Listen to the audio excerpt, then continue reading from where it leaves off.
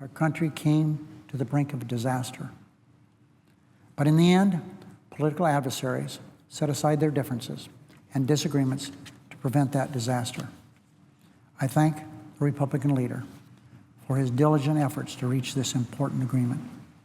The Republican leader's cooperation was essential to reach an accord that could pass both chambers of Congress and also be signed by President Obama. As part of our agreement, in order to assure Congress continues the work of setting this country on a path of fiscal sustainability, this legislation instructs leaders to name conferees to a budget conference committee that will set our country on a long-term path to fiscal sustainability. Madam President, I know that some say that's going to be hard, but what we do is hard here, and this is really hard, but I think we can get it done.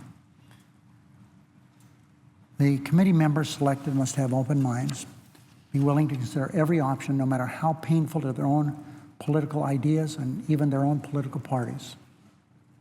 This conference committee, led by Chairman Murray and Chairman Ryan, which will produce its negotiated budget resolution in December, is the appropriate place to discuss our differing views of the best way to chart a course for economic growth.